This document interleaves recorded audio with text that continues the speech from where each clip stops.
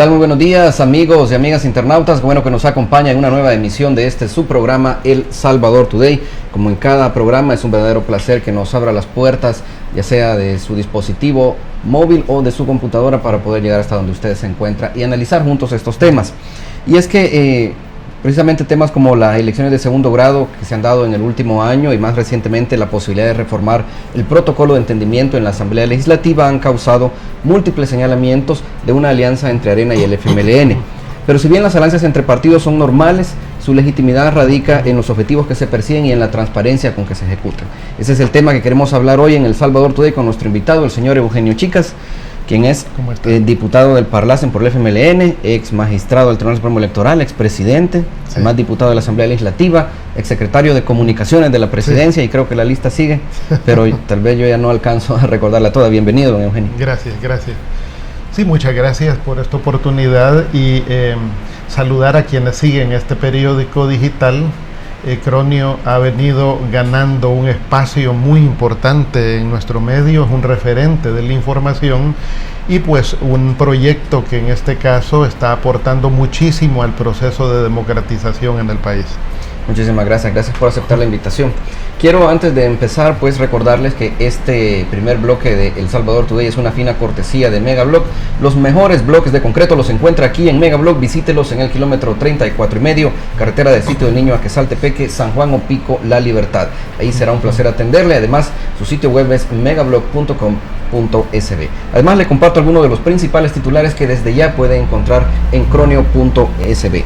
El Salvador cerró otro día más con 0 homicidios, confirma el presidente de la República, Nayib Bukele. Además, en video, un joven fallece de un paro cardíaco en la entrada principal de la unidad de salud de la colonia Mexicanos, muy lamentable. Y más de 30 criminales caen en operativo policial en Sonsonate. Todo esto y más desde ya en cronio.sb. Don Eugenio, les reitero la bienvenida. Qué bueno que ha podido aceptar nuestra invitación. Y bueno, creo que usted es tal vez de las personas más aptas para poder ayudarnos a entender qué tipo de relación mantienen en este momento, especialmente a nivel legislativo, ¿no?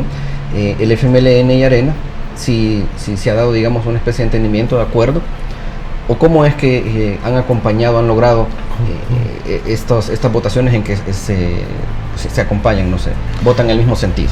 Yo creo que mediáticamente tiene como mucho morbo y mucho interés el hecho de que si el Frente y Arena nos podemos entender. Pero esto, fíjate que es una cortina de humo que se ha venido gestando en dirección a que el tema principal en el país no es si el FMLN y Arena se pueden entender, no. El tema principal del país es si el nuevo gobierno, si el presidente Nayib Bukele tiene o no capacidad de entenderse con los partidos políticos, porque en definitiva la dinámica de diálogo, el diálogo útil para el país es principalmente aquel que se gesta entre poderes del Estado en beneficio de la ciudadanía. Nuestro país, el desarrollo del país ha sido producto de los acuerdos de paz, ese ha sido el referente de nación, y la gran acumulación histórica que ha tenido el país es que mediante el diálogo y la negociación es que logramos superar aquel conflicto, y mediante el diálogo y la negociación en los últimos periodos, en los periodos de gobierno del Frente, este país llegó a ser gobernable, llegó a ser estable. Vimos crisis en países de la región y sin embargo El Salvador se ha mantenido estable, gobernable, en una ruta de construcción democrática, por supuesto con muchos retos. El reto de la criminalidad, el reto del crecimiento económico, tener una mejor educación, pero digo, lo que ha sido fundamental ha sido el diálogo, un elemento que en el actual gobierno todavía no conocemos cuál va a ser el planteamiento del presidente Bukele para dialogar con los partidos políticos, y de hecho hay un tema relevante. Yo estoy escribiendo en el diario El Mundo siempre, este día publica mi columna el diario El Mundo sobre el tema de un presupuesto sin rumbo. ¿Por qué? El presidente ha enviado un presupuesto a la Asamblea Legislativa y yo no sé en este caso de qué manera se puede agilizar la aprobación del presupuesto, porque déjame decirte, debe de agilizarse la aprobación del presupuesto porque es importante para el país, pero insisto, el diálogo del presidente. Hay una arista ahí que me gustaría tal vez también aclarar antes de que comencemos, porque yo y todos los salvadoreños creo hemos visto en reiteradas ocasiones en los últimos 4 o 5 meses a muchos funcionarios del actual gobierno llegar a la Asamblea Legislativa a explicar pues diferentes temas. Las reuniones, si bien no siempre han sido las más felices, digamos, ¿no es esto, digamos, una forma o la forma normal de diálogo entre el Ejecutivo y la Asamblea? ¿O tiene que llegar el presidente directamente? ¿O cómo debemos esperar ese diálogo del que usted habla? ¿Tiene que sentarse el presidente directamente con los líderes de los partidos, con los coordinadores o secretarios generales? Los ministros son delegados del presidente y siempre en temas específicos estarán habilitados, deben de estar habilitados para poder dialogar en los espacios que les corresponde. Correcto. Pero es ineludible, por ejemplo, en nuestro país ha funcionado en distintos periodos después de los acuerdos de paz la interpartidaria. La interpartidaria es un espacio durante los gobiernos de Arena, durante los gobiernos del Frente, el presidente de la República directamente ha tomado el toro por los cuernos. Incluso se gestó un espacio de diálogo estratégico de los poderes del Estado, por ejemplo, el presidente de la Corte Suprema de Justicia, el presidente de la Asamblea Legislativa, el presidente de la República, para dialogar, para hablar desde la independencia de poderes, hablar de los grandes temas del país. Luego que hable el FMLN y que hable Arena como deben de hablarse entre todos los partidos, pues eso, como tú decías, no es novedad, debe de ocurrir democráticamente en cualquier país civilizado que los partidos hablen, y eso pues no desdice el hecho de la diferencia ideológica, política de los partidos.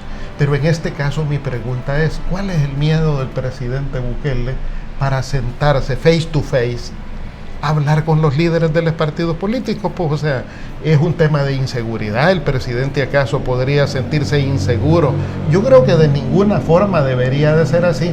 El presidente, hay que reconocerlo, goza de una gran popularidad, y eso creo que es muy importante para la gestión política de un país, y ese es un capital que no debe desperdiciarlo el presidente Bukele, y por lo tanto el presidente Bukele está obligado en este caso a abrir mecanismos de diálogo, él como mandatario, porque es él quien debe de conducir el barco en este caso, para poder abrir espacios de diálogo con los poderes del Estado.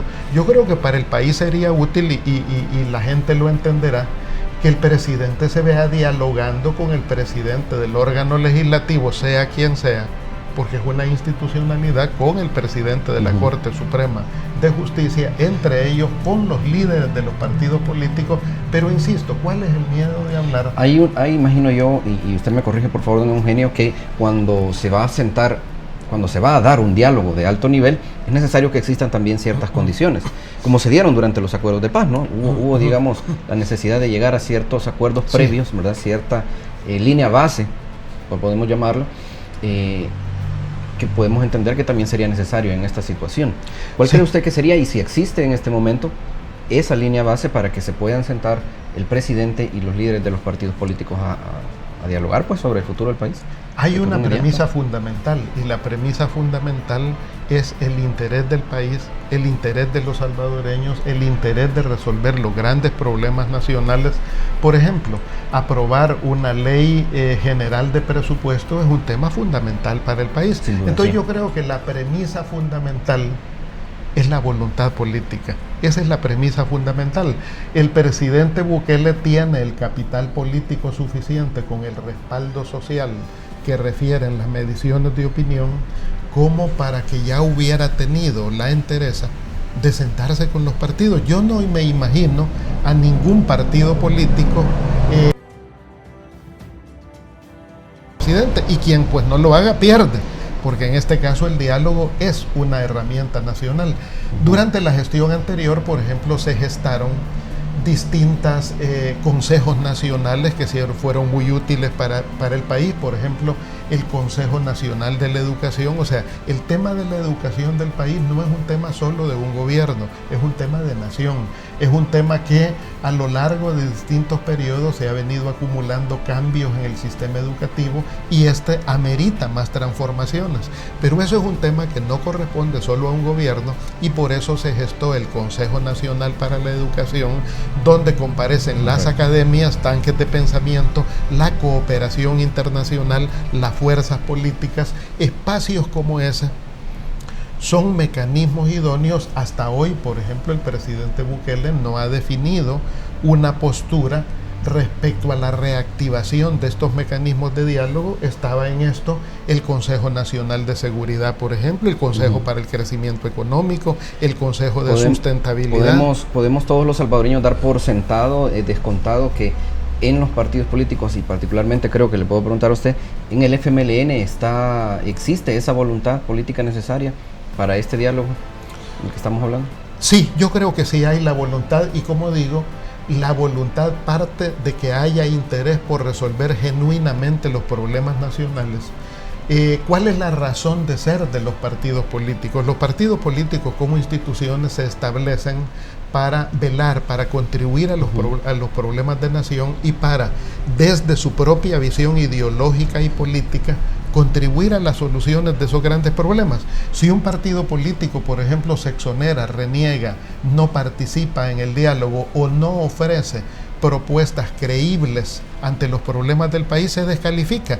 Entonces, en ese sentido, yo creo que no debía de haber temor de parte del presidente de la República. Uno podía entender... ¿Por qué lo califica como temor? Porque no vemos de ninguna manera que haya la presteza de sentarse abiertamente. Fíjate, es muy importante, las redes sociales en cualquier país y en la modernidad son importantes. Prueba de ello, por ejemplo, es el buen desempeño que ustedes tienen como periódico digital. Gracias. Pero los grandes problemas del país no se resuelven solo con las redes sociales. O sea, el contacto humano, el abordar directamente la discusión de los problemas es fundamental. Entonces, en ese sentido, a mí no me cabe duda de que si el señor presidente fue elegido por la población, y bien elegido, y con la tradición política que tiene el país, pues yo me pongo a pensar, y pasados los 100 días, y durante los 100 días, ¿cuál es la razón para no lanzar una iniciativa de diálogo? Que lo mejor sería, y lo que corresponde, que sea el presidente el que convoque a las fuerzas políticas. Por ejemplo, el presidente no tiene hoy por hoy una mayoría legislativa, no la tiene. Por lo tanto, es fundamental el diálogo. Hay temas, por ejemplo, como la gestión de nuevas iniciativas de formación de ley. Por ejemplo, cualquier país amerita una discusión sobre los temas de la fiscalidad para poder avanzar, cumplir los objetivos del milenio. Para reducir la pobreza requiere el concurso de las fuerzas políticas. Entonces yo estoy seguro, no hay que tenerle temor al diálogo. O sea, la polarización nos ha hecho mucho daño en el país, y yo creo que el presidente tiene un reto.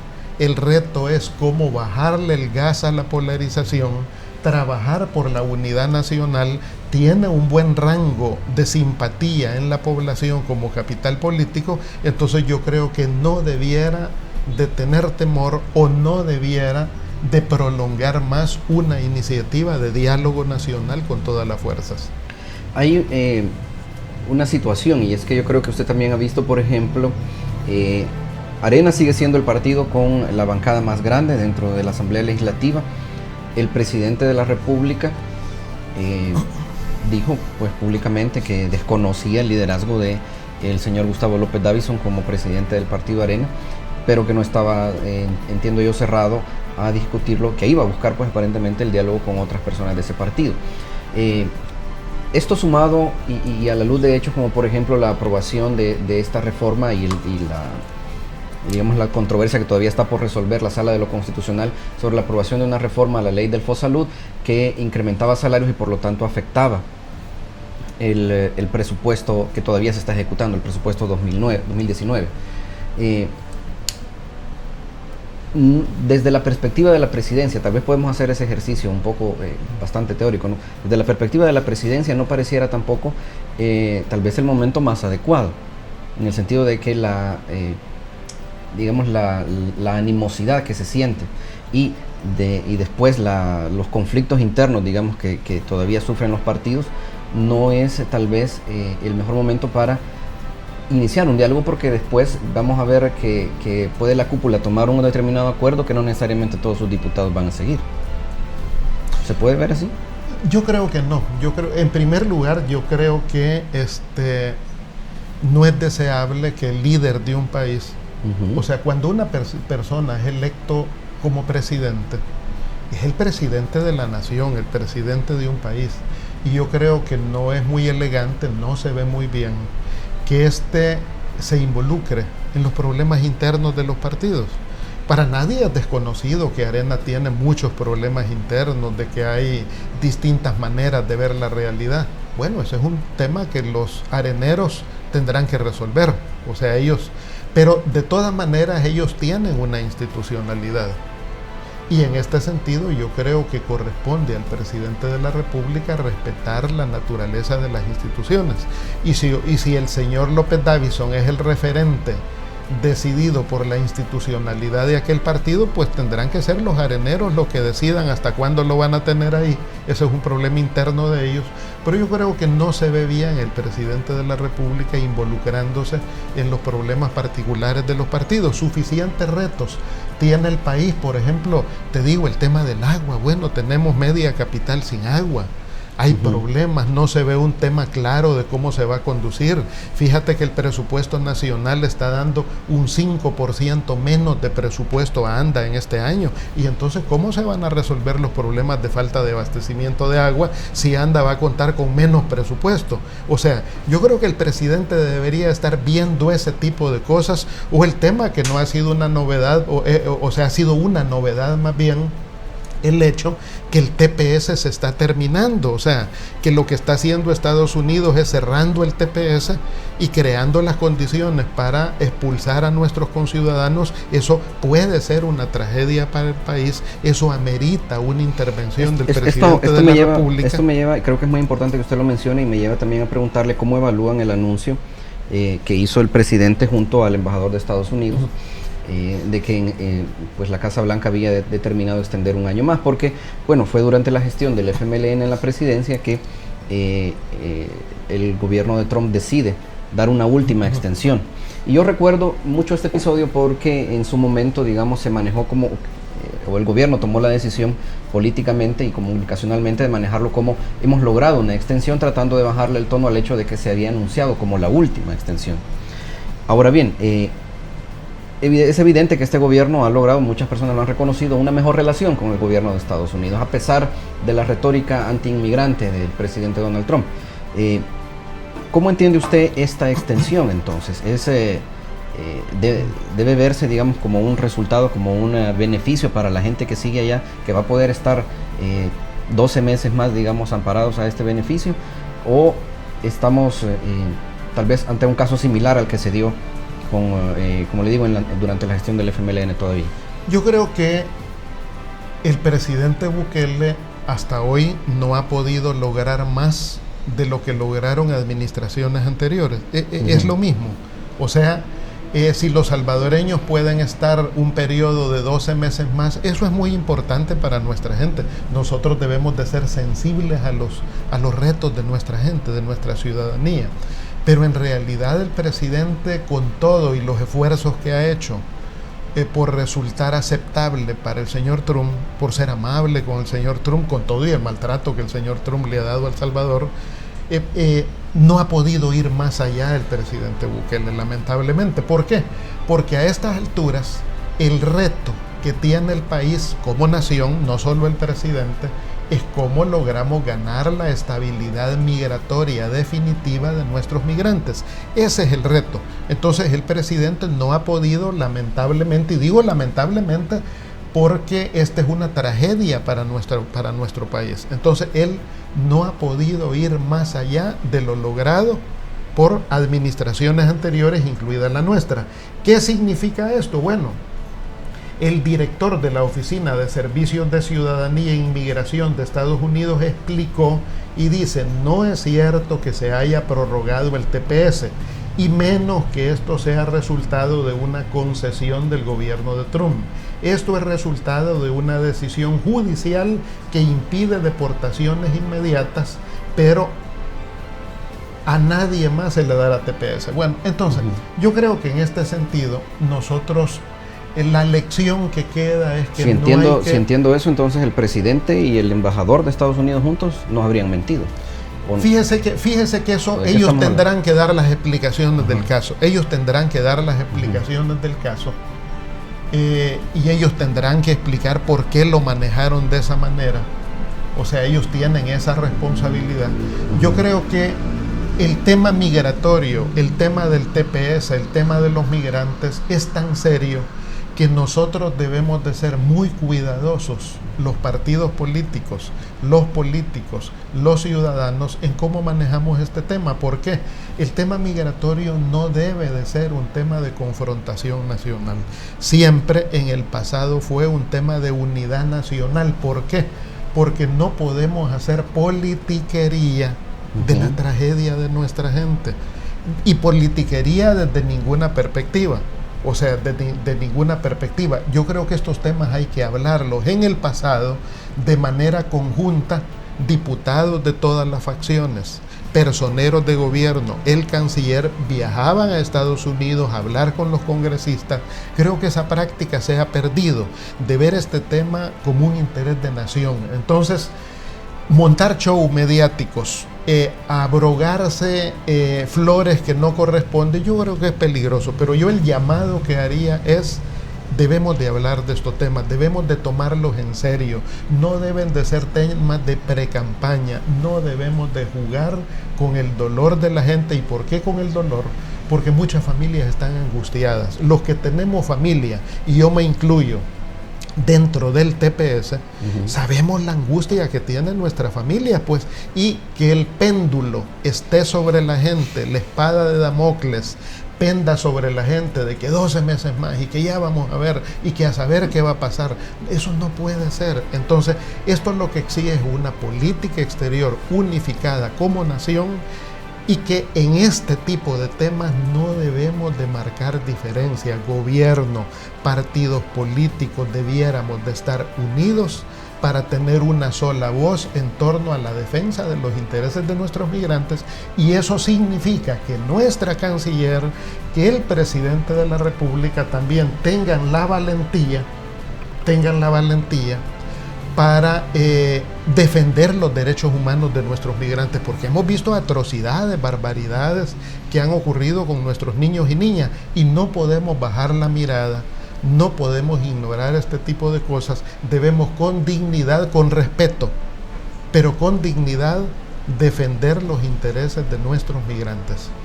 En ese aspecto, precisamente, en el trabajo, digamos, que se debe hacer para lograr, para evitar de nuevo ese drama que se ha visto principalmente a lo largo de la frontera, donde se separan familias, donde los niños pues duermen en condiciones en condiciones inhumanas. Eso yo creo que no hay debate sobre ese aspecto, ¿no? Se ha denunciado desde diferentes sectores, pero el trabajo que se debe hacer precisamente, quisiera preguntarle cuál cree usted que debe ser el énfasis, digamos, es buscar concesiones, beneficios, consideraciones de parte de los Estados Unidos, su gobierno, sus tres órganos también, o es tal vez hacer énfasis en las condiciones que tenemos aquí en el país, que son las que provocan también la salida de la gente, que lleva a los padres incluso a pensar que es mejor sacar a sus hijos y hacerlos atravesar el desierto y mandarlos a la frontera que mantenerlos aquí en el país. Bueno, hay varias dimensiones del tema. La primera, por ejemplo, el país no debe de ponerse de alfombra de los intereses de Estados Unidos, porque no ha funcionado. O sea, no ha funcionado tampoco ese mecanismo. O sea, debe de haber en nuestra política exterior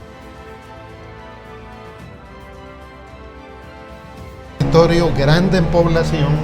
Nuestra dignidad siempre debe de salvaguardarse. Señalo esto porque hasta hoy, lamentablemente, no hemos visto una postura firme y clara del presidente Bukele y de su canciller en defender claramente los derechos humanos de nuestros migrantes y el denunciar las condiciones inhumanas en las que se tienen. Ahora bien, está la otra perspectiva.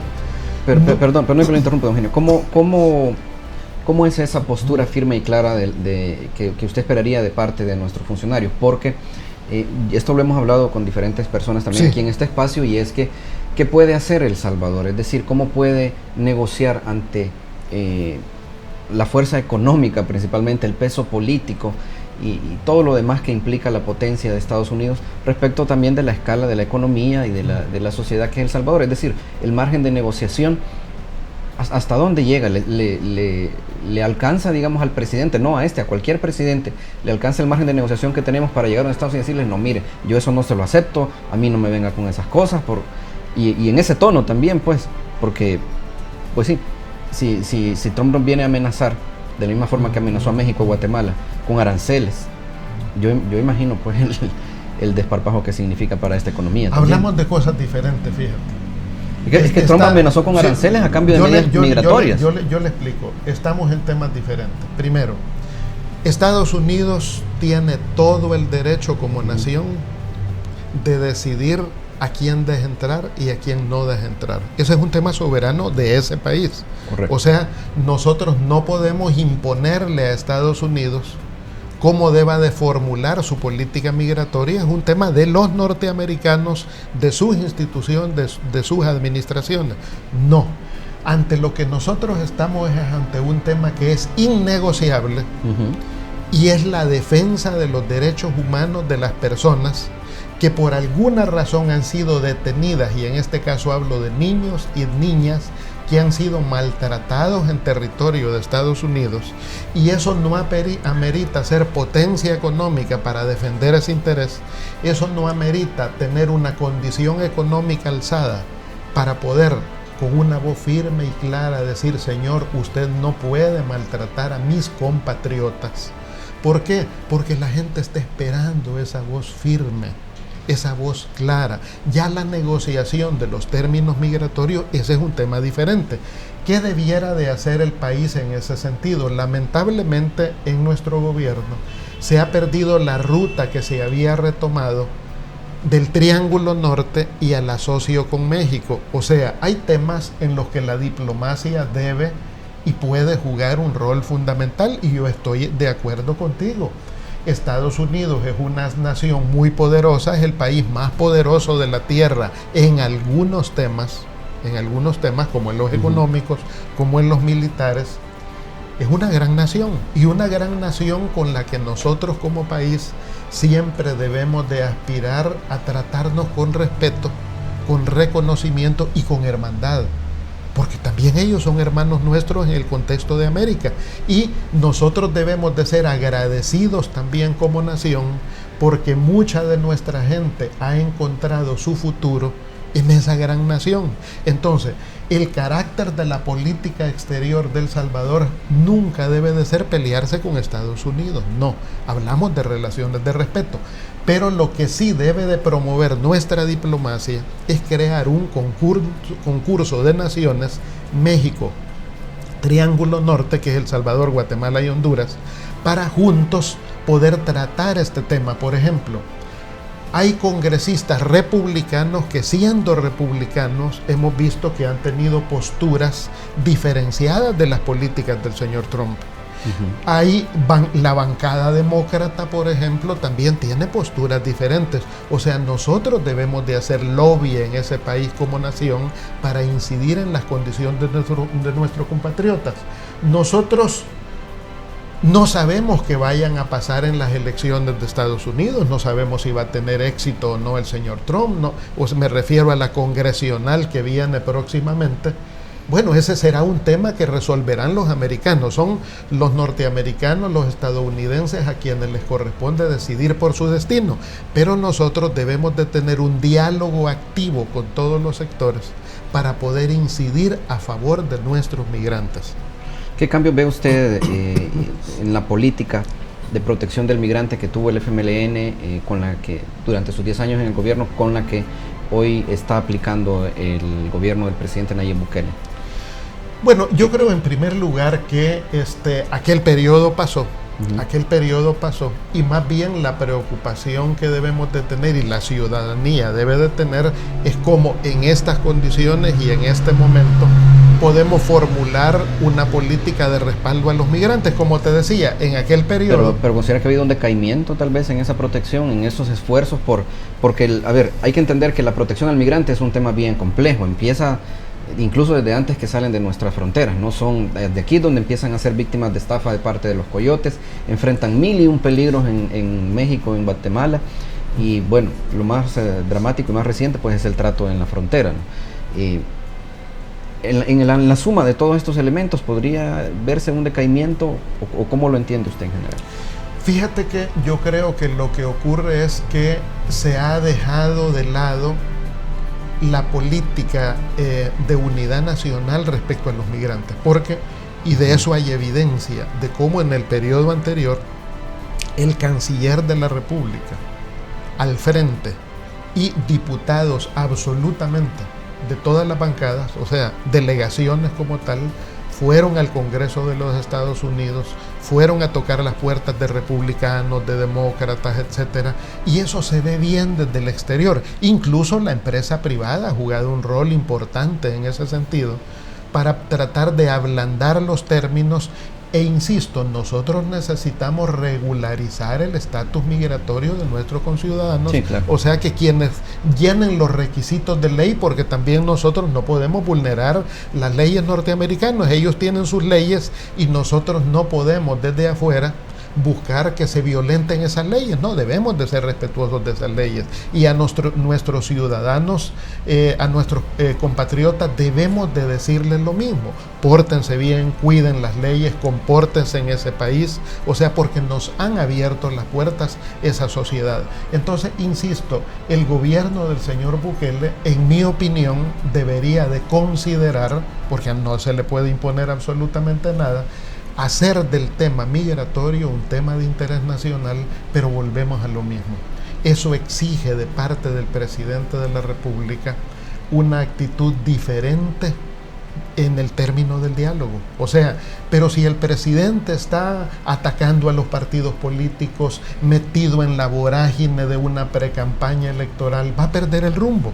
Me explico, o sea, yo entiendo que es comprensible que el presidente esté preocupado en cómo granjearse un buen resultado legislativo en el 2021, es legítimo, o sea, yo creo que cualquiera que estuviera en la presidencia, es correcto, eso es legítimo, pero digo, ¿de qué manera legítimamente se puede resolver eso? Resolviendo los temas del país, y yo no veo, francamente, y lo digo con mucha claridad, no veo la solución de los problemas del país sin el diálogo, sin el entendimiento desde la perspectiva del interés de los salvadoreños. O sea, el diálogo nacional es una necesidad y no se puede en ese sentido involucrarse en los problemas de los partidos, pasar peleando por el tuit. O sea, uno no espera eso de la primera magistratura del país. O sea, la estatura política de un presidente es para generar unidad de nación y no para dividir y polarizar el país. Quiero aprovechar los pocos minutos que nos quedan, don Eugenio, porque también había un tema muy importante que queríamos tratar. Creo que hemos hablado bastante sobre este tema del diálogo, y tiene mucho que ver también lo que está ocurriendo en la Asamblea Legislativa. Hay una intención que, si bien en los últimos 2 o 3 días o lo que lleva esta semana se le ha bajado un poco el volumen, pero todavía estamos pendientes de saber si se va a reformar o no el protocolo de entendimiento en la Asamblea Legislativa. A mí me llamó mucho la atención cuando el presidente de Arena, don Gustavo López Davison, dijo que lo que pretendían evitar era una asamblea sumisa al presidente, en una clara referencia a don Mario Ponce, que es quien debería asumir, ya está juramentado, ¿no? Se le juramentó desde hace año y medio, quien debería asumir a partir del 1 de noviembre. ¿Coincide usted con esa apreciación? ¿Está el FMLN por una reforma del protocolo de entendimiento en el actual contexto político? Fíjate que ese es un tema, y lo mencionó nuestra jefa de bancada, la diputada Nidia Díaz. El protocolo, cuando hicieron el protocolo, el FMLN no somos parte de ese protocolo. O sea, ese protocolo fue un acuerdo del grupo de partidos de derecha, y si en algún momento ellos las cosas jurídicamente se deshacen de la misma manera que se hacen. Entonces, serán los partidos que hicieron el protocolo los que hoy tienen que valorar si ese instrumento les sirve o no les sirve. Esa es la perspectiva jurídica de la condición. El FMLN en este caso no hemos expresado ningún interés en pasar a tocar un instrumento pues del que no hemos sido parte, o sea, ellos tienen que resolver ese tema. Ahora bien, el interés del presidente de la República parece ser que no parte de cómo es el protocolo, sino el interés del presidente de la República podría ser tener una legislatura, una presidencia de la Asamblea Legislativa con otras características. Ya la postura que tenga el señor López Davison, pues él tendrá que explicar por qué quiere un presidente de la Asamblea Legislativa pleitisto, no sé, o sea, él tendrá que explicar eso. Yo personalmente, como te he explicado, yo lo que espero es que se debe de desmontar el clima de polarización, sea desde los partidos políticos, o sea, desde la Asamblea Legislativa. Resolver los grandes temas de país exige voluntad de contribuir y de construir. Yo no me imagino que se deba de poner un presidente de la Asamblea Legislativa para que vaya a pelear con nadie, ¿no? O que para que vaya a obstaculizar a nadie, tampoco. ¿Por qué? Porque el sentido de los órganos del Estado es resolver los temas del país. Entonces, nosotros como tal, como FMLN, ni construimos ese protocolo, ni tenemos arte ni parte en que se vaya a modificar. O sea, ese es un problema. ¿Interés en tener la presidencia? Ese es un problema de los pactados. O sea, quienes pactaron serán ellos los que decidan cómo van a resolver su entuerto. Y en ese sentido, yo creo que el FMLN no estamos tampoco en la mira de presidir nada, en el sentido que pues ahí está un protocolo ya, pues, o sea, ya tienen un instrumento, y quienes lo suscribieron, que ellos digan, que ellos nos cuentan cómo van a resolver su problema, si lo van a mantener, si no lo van a mantener. Pero digo, yo creo que el tema fundamental que el presidente Bukele nos tendría que decir es: ¿va a dialogar con los partidos políticos? ¿Va a dialogar con las instituciones del Estado? ¿Va a poner sus buenos oficios para generar unidad nacional? ¿O va a seguir por el camino de confrontarnos, de polarizarnos, de estar en precampaña? O sea, por ejemplo, te pongo un caso. En la tormenta tropical esta, o la vaguada de lluvias que tuvimos, bueno, ¿y dónde estuvo el presidente? Pues, o sea, no lo vimos por ningún lado. O sea, él está en los Twitter, pero yo no vimos al presidente, por ejemplo, metido en una comunidad, viendo la tragedia de la gente. Tuvimos algunos fallecidos, tuvimos circunstancias, tenemos 180,000 quintales de frijol perdidos para la próxima cosecha. Creo que es malo tener un presidente desaparecido, ¿no? Un presidente que no... O sea, no sé dónde estaba, o sea, a él no le corresponde darme cuentas a mí, pero el país sí amerita saber, bueno, ¿y dónde estuvo el presidente durante la crisis? Y igual diría yo, ¿y dónde está el presidente que trabaje por la unidad nacional, por el diálogo de país, por resolver los grandes problemas? Le hago esta acotación precisamente porque creo que ese fue también uno de los señalamientos que tuvo por mucho tiempo, ¿no?, el señor presidente o el expresidente de la República, don Salvador Sánchez Serén, durante su periodo, ¿no?, porque a él también y no lo vimos, ¿no?, durante las clases. Y por eso perdimos las elecciones. ¿Me explico?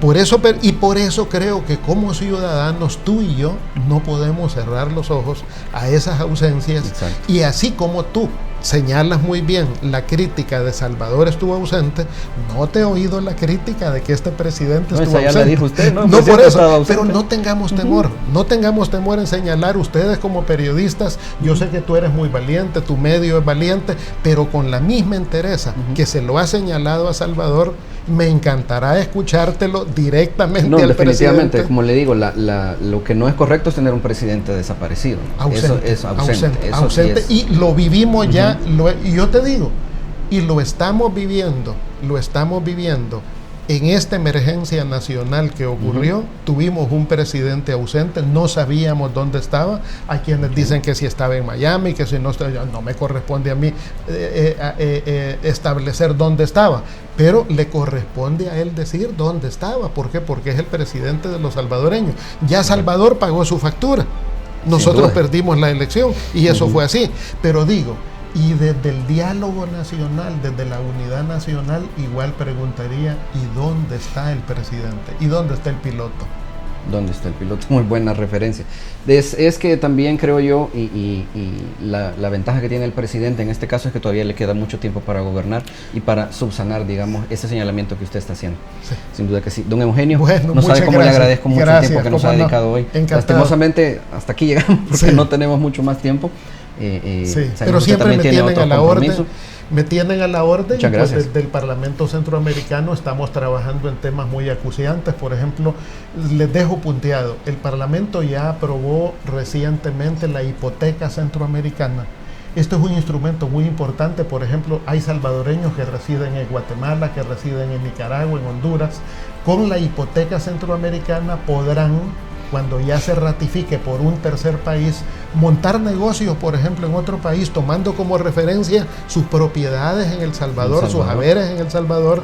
Entonces, desde el Parlamento, por ejemplo, igual hemos trabajado, por ejemplo, tenemos roaming centroamericano, ya no se paga el roaming, porque eso lo logramos desde el Parlamento Centroamericano.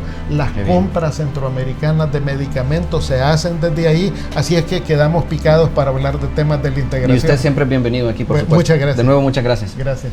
Amigos y amigas internautas, también el agradecimiento para ustedes. Ya nos pasamos unos minutos del tiempo, pero gracias a la atención que ustedes nos han estado poniendo también. Agradecemos también a los amigos de elsalvadoreño.com, de Noticias Menotti, de Política Estéreo y Bitácora SB, que siempre están ahí acompañándonos en esta transmisión en vivo. Recuerden, el costo de desentenderse de la política es ser gobernado por lo peor que la sociedad tiene para ofrecernos.